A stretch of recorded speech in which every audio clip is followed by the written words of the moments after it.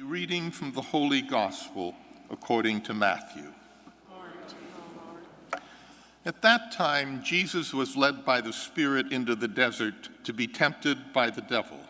He fasted 40 days and 40 nights, and afterward was hungry.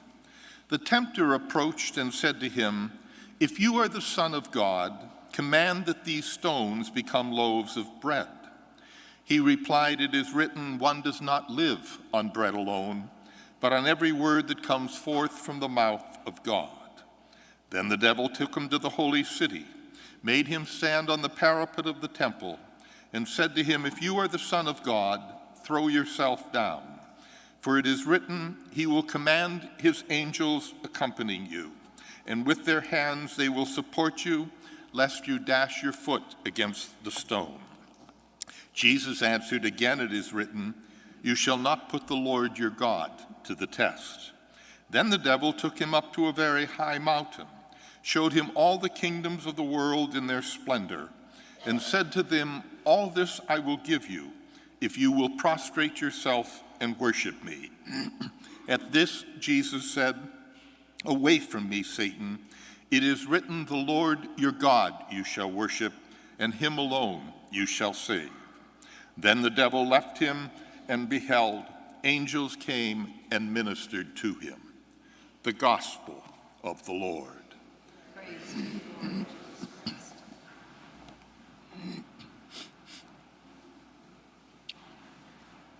Just a biblical point and then a quick thought. Remember, Matthew is writing to a Jewish audience. There are things in this gospel that elude you and me, but to his audience, they would have picked up immediately.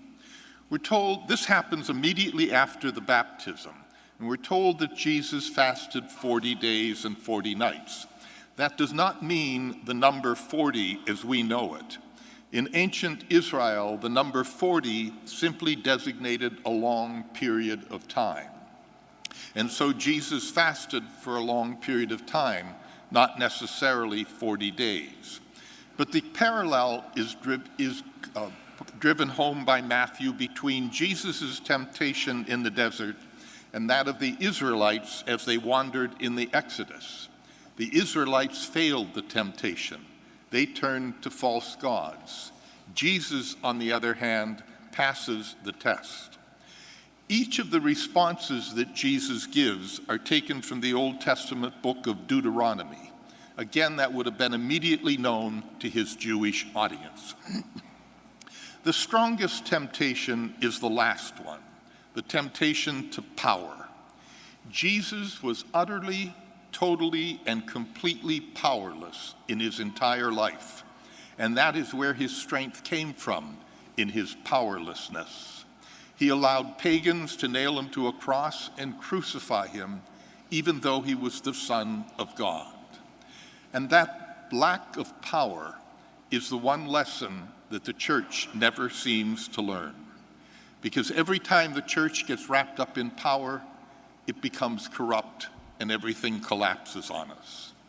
In the year 313, the Emperor Constantine made Christianity the state religion of the Roman Empire. It was largely a political move. The empire was crumbling, and he was doing everything he could to shore it up. But as the power of the Roman Empire crumbled, the church took over the power and began to grow in power. The Bishop of Rome was never called Pope until well into the 400s. And then he was called Pontiff, Supreme Pontiff.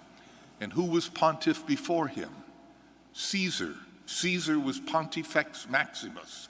And so as the power collapses in Rome, the church takes its power on. The clerics begin to move into the empty palaces because there's no one occupying them. They take over the great basilicas of Rome, the meeting places where people came to debate issues of civic importance, and they turned them into churches. The vestments and things that we wear today don't come from Jesus' time, they come from Rome. And every time the church got caught up in power, it became corrupt. You and I are reeling in the aftermath of that again today.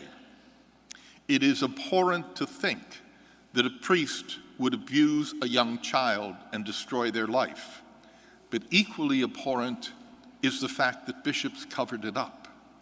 Power always corrupts, and the gospel of Jesus Christ will not be proclaimed or lived with strength or power, but only with love, with mercy, with forgiveness. Amen.